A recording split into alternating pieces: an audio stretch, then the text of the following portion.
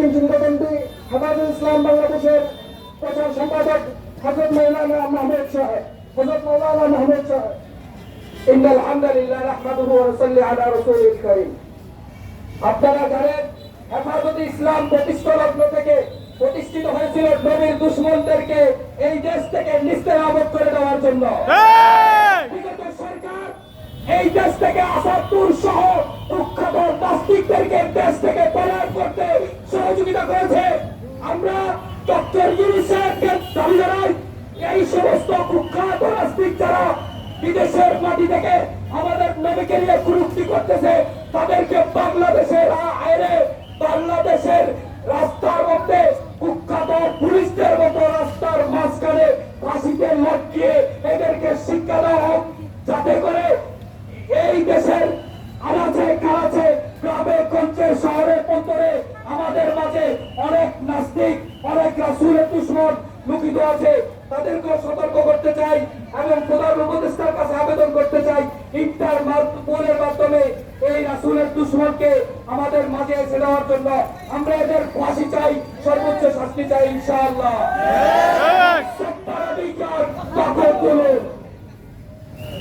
সংগ্রামী সাথী বন্ধুগণ, এই পর্যায়ে আপনাদের সামনে সংক্ষিপ্ত আকারে বক্তব্য পেশ করবেন দক্ষিণ চিন্তাতন্ত্রী হেফাজত ইসলাম বাংলাদেশের সম্মানিত সহসভাপতি হযরত মাওলানা হাফেজ মুর্শিদ সাহেব। डरते नहीं मुसलमान दुनिया में किसी से, जब मिल गया है दौलत ईमान नबी से। সংগ্রামী তৌহিদ জনতা, আজকে আমরা এখানে সমবেত হয়েছি একটি উদ্দেশ্য নিয়ে, যে এলাহি কালিমাতুল্লাহ আমরা প্রতিষ্ঠা করার জন্য।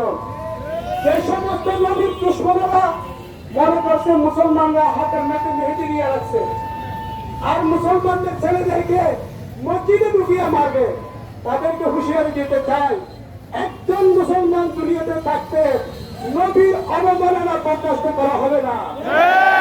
বিশ্বনবীর অবমান, বিশ্বনবীর অবমান। আমি সবাইকে ধন্যবাদ জানিয়ে সমস্ত ব্যবসায়ী ভাই সমস্ত মুসলমান ভাইদেরকে অভিনন্দন জানিয়ে আমার বক্তব্য শেষ করছি। আলহামদুলিল্লাহ। সংগ্রামী সাথী বন্ধুগণ, এই পর্যায়ে আপনাদের সম্মুখে সংক্ষিপ্ত আকারে বক্তব্য দক্ষিণ চিকনডান্ডি